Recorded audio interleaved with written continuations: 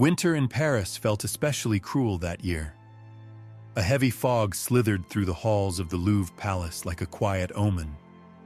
Inside her chambers, 12-year-old Princess Isabel stood before a mirror, her gaze lost in the reflection. Her golden hair, carefully braided by handmaids, shimmered under the flickering candlelight. But her face remained still, an expression carved into obedience, taught to her since birth. She wore a ceremonial gown, deep purple with golden threads sewn by hand, a dress fit for a queen.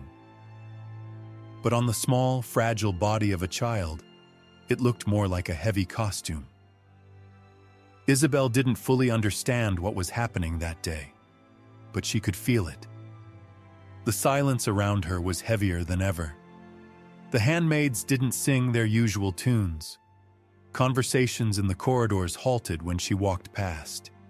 Even the guards' footsteps seemed slower, more solemn. Her mother kissed her forehead with cold lips, her eyes red from crying. She said nothing. Her father, the king, didn't come. A tall official, speaking with no emotion, had announced that Isabel would be sent to England.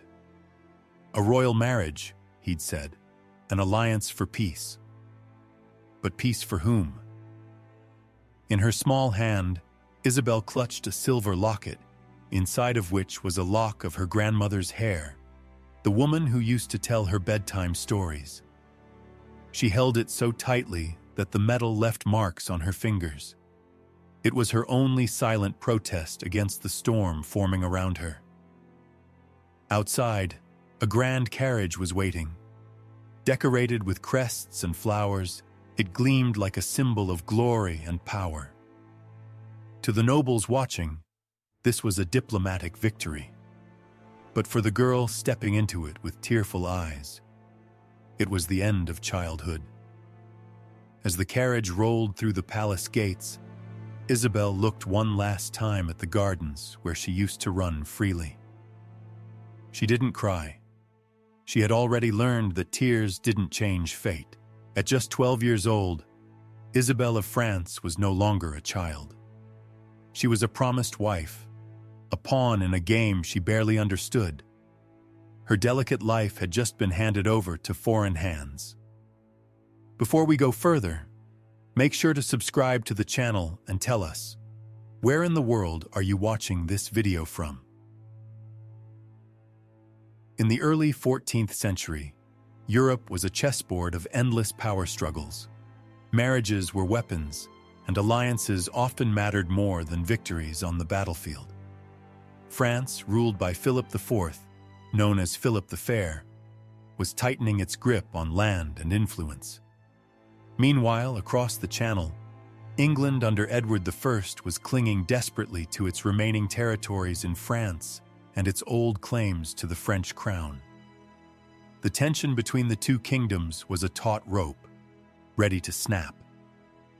And it was into this tension that Isabel was born, in 1295.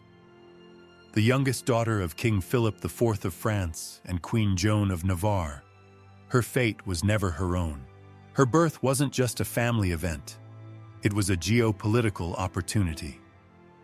A daughter could be the perfect link to a rival dynasty.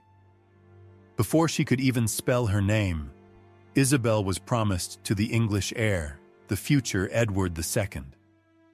The Treaty of Montreuil, signed in 1299, sealed her destiny. In exchange for Isabel's hand, France would receive peace and crucial concessions in the Gascony region, a land rich in both resources and symbolism. At just 4 years old, Isabel became a living dowry. The French royal court was rigid and highly ceremonial. Isabel's upbringing was designed for one purpose: to shape her into a foreign queen. She was trained in languages, music, and etiquette, but also in silence and submission. While her brothers learned the arts of leadership and warfare, she was taught to charm, to unite, and above all, to obey. Her gestures, her smiles, her very presence, none of it truly belonged to her. It all belonged to the crown, In England, the court waited eagerly for her arrival. This union wasn't just about politics, it was about power. The English king hoped Isabel's presence would help strengthen his rule amid growing tensions with the barons and internal unrest. But for Isabel, these hopes and strategies meant nothing. Her world was made of cold corridors, distant advisors, and smiles that never reached the eyes. She was a bridge between two warring kingdoms, a symbol of peace, held together by royal expectations and heavy silks. And so, still a child, she was torn from the world she knew and cast into a foreign land, surrounded by harsh accents and suspicious eyes, tasked with the impossible job of holding peace between enemies. When she finally set foot on English soil, the air felt different. A crowd awaited her, curious but not welcoming. In the castle of Dover, where a symbolic reception was held, she was immediately separated from her French ladies. "You are English now," someone said flatly, leaving no room for reply. The voices that once gave her comfort were gone, replaced by a rough language and rules that shifted without warning.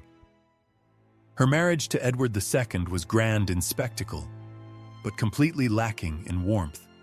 The 23-year-old king barely looked at his young bride during the ceremony.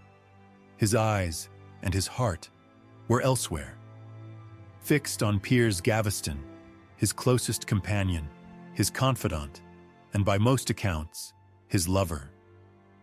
Isabel, dressed in gold and dripping in jewels, was treated like a porcelain doll, beautiful, useful, but ultimately secondary. The true consort stood beside the throne already. During the wedding feast, Isabel was all but invisible. While guests toasted the royal union, Edward lavished gifts on Gaveston, including crown jewels meant for the queen herself.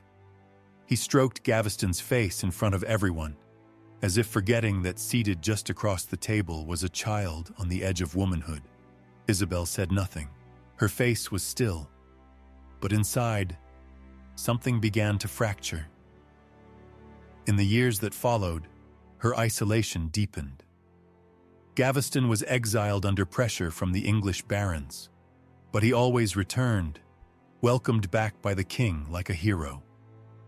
Isabel, meanwhile, was left to rot in dark palaces, surrounded by servants who feared her more than respected her.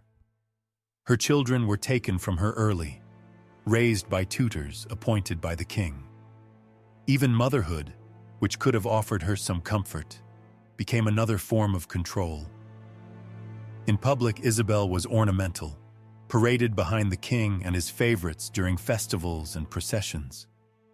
Her words weren't sought. Her opinions were irrelevant. Even the gifts she brought from France were quietly redirected or claimed by others. Her title of queen brought her no dignity, only exposure. At one court celebration, she witnessed a moment that would leave a scar. Edward, laughing with his noblemen, placed the queen's crown on Gaveston's head, joking that he was the true wife. The room erupted in laughter. Isabel, seated at the back, stared at the floor. The mockery was loud. The humiliation was complete. In a court where she was supposed to symbolize balance between France and England, Isabel had become a shadow. Her voice had no weight. Her presence changed nothing. She was a queen without influence, a wife without affection, a foreigner without allies. And with each passing year, the truth became clearer. She had not been brought to England to be loved, but to be used. The halls of Westminster grew colder with time, but inside Isabel, something had begun to burn. She was no longer the quiet girl who endured the king's insults and the court's mockery in silence. Her eyes, once wide and uncertain, now watched with growing clarity. She started to see the threads that held this world together, lies hidden in pleasantries, smiles masked in betrayal, nobles who bowed to her face and schemed behind her back. Edward, increasingly careless, had withdrawn from the duties of kingship. He handed over responsibilities to his favorites, who in turn collected enemies like trophies. Even after Piers Gaveston's eventual execution by angry barons, the king found new parasites to surround himself with. And once again, Isabel was ignored, passed over for fresher distractions. She found no solace in chapels anymore. Once her refuge, they became spaces of quiet reckoning. There, she no longer prayed for blessings. She prayed for clarity. Her fingers lingered over the pages of Psalms, not for comfort, but for answers. Sometimes she sat for hours, eyes fixed on tapestries that depicted biblical betrayals and divine justice, finding in them strange reflections of her own story. At court meetings, she noticed something else. The king's advisors spoke around her. Even when matters concerned her personally, they acted as if she wasn't there. But Isabel listened, and she began to understand. The English crown was weakening. In the villages, the people murmured. The nobility was splitting. Meanwhile, her homeland, France, had grown distant but more powerful. Word reached her that her brother, now king, had secured his rule with strength and strategy. That flicker of news ignited something in her: belonging and potential. One afternoon, walking alone in the palace gardens, Isabel witnessed soldiers driving peasants from the grounds. One man locked eyes with her, unflinching. He spat on the earth before her. That single act, brazen and unafraid, told her everything. She wasn't sacred anymore. She wasn't feared, and that meant something had changed. In that moment, she understood. She wasn't just a victim. She had become a symbol of a broken system, of everything the people had come to despise. Something shifted in her silence. She began writing letters more carefully, keeping secret records. Her tone, once sweet and obedient, now carried an edge. No one around her noticed yet, but inside, the forgotten queen was waking up, and she would not forget what they had done to her.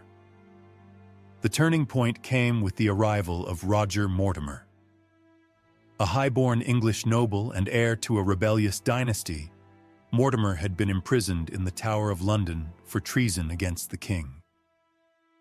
Isabel, by then 30 years old, had become a woman of sharp observation, still kept on the political margins, but no longer naive. She visited the tower in a gesture of diplomacy, but something unexpected happened. Mortimer escaped custody months later and fled to France.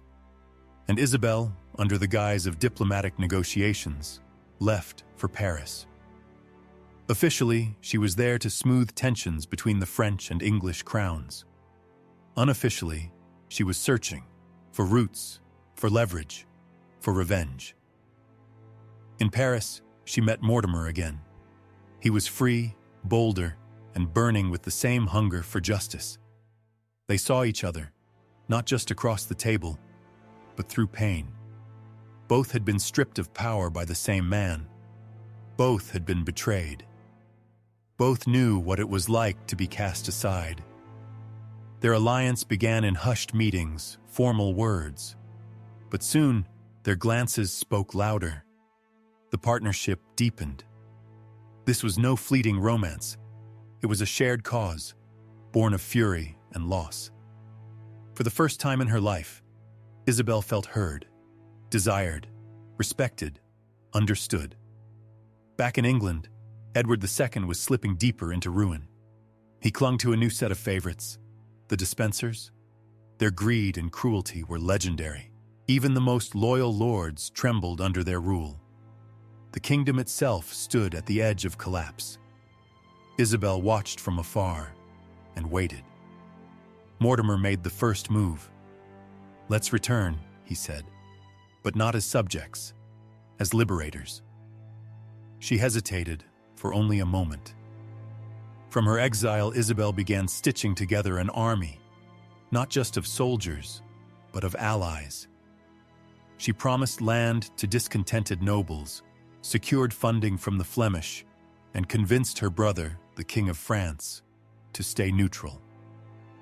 She rallied priests, merchants, exiles, and most importantly, she prepared her son, the young Prince Edward, to be the public face of the revolution. The Queen shed her silence like an old skin. She became a strategist, a general. She no longer spoke like a woman scorned, but like one who had studied her enemies and was ready to strike. Every night in Paris, she pored over maps while Mortimer organized troops. Every ally was listed. Every move of the king watched from afar. There was no turning back. Isabel, the used princess, the humiliated queen, the silenced woman, had made her decision. And in her silence now was a sentence. In September 1326, the winds howled as the sails rose in the port of Dordrecht. Isabel of France stood at the head of a small fleet, eyes hard with resolve, her teenage son by her side. The queen who had once left England in shame was returning as a storm.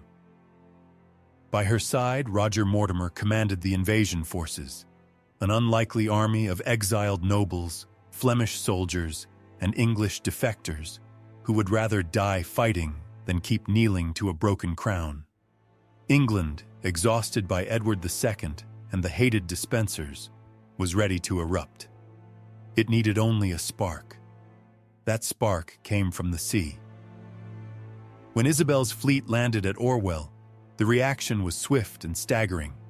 Towns surrendered without resistance. Banners were raised in her name. One by one, barons and knights joined her cause like scattered chess pieces reassembling on the board.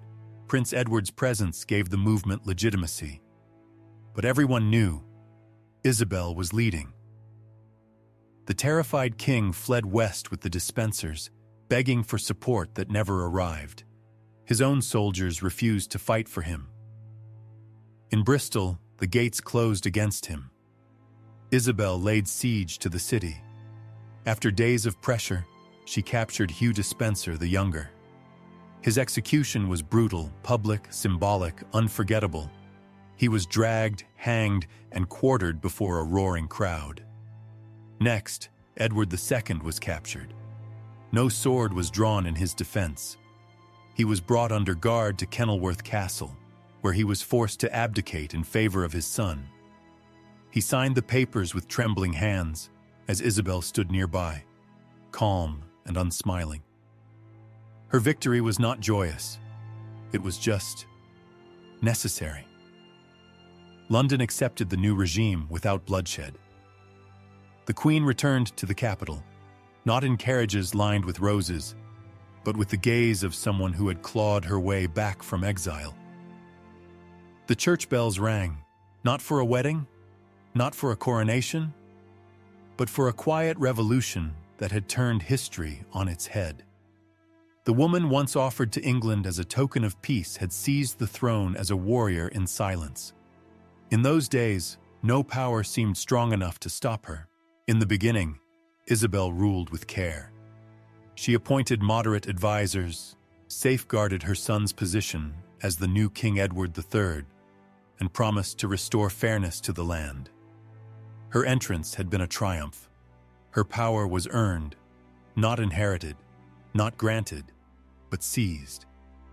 The people at first called her a savior, but power has a way of poisoning slowly, like a quiet fog. Within months, everything began to shift. Isabel, now regent, no longer acted as a guardian, but as a sovereign. Roger Mortimer, her partner in revolution, was elevated to Earl of March and began ruling as if he himself wore the crown. The royal court was swept clean of old nobles and filled instead with loyalists to the new regime. The corridors where she had once walked ignored and silenced were now filled with her voice. But her words came from behind closed doors. Decisions were no longer discussed. They were dictated. Taxes rose. Land was seized. And any whisper of dissent was crushed.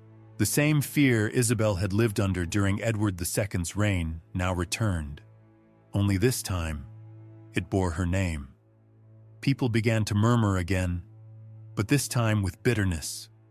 They spoke of how the Queen lived in unmatched luxury, wrapped in foreign silks, hosting lavish banquets. The court, once English, now sounded more and more French. It was as if she had never truly crossed the channel in spirit. Her gowns shimmered. The music in her halls was elegant. But outside, the countryside starved. Young King Edward III watched all of this from the shadows. He was still under her control, kept close, kept quiet. Isabel feared that his youth and royal blood might stir loyalty among the nobility and rekindle the spirit of the old order. So she kept him in her shadow, reigning in his name but ignoring his voice. But the boy was growing, and with him so was the tension. Isabel, the warrior queen, was now seen not as a liberator but as a new oppressor. She had become the very thing she once vowed to defeat. The echo of her own tyranny was beginning to sound like a warning, and in that growing silence, betrayal was taking shape. Young Edward was underestimated. At 18, many still saw him as a pawn, too inexperienced, too soft, too shaped by his mother's hand. Isabel believed she held him under control, but she misread him. He had learned, he had watched, and he had waited. Mortimer, bloated with arrogance, surrounded the king with guards loyal only to him.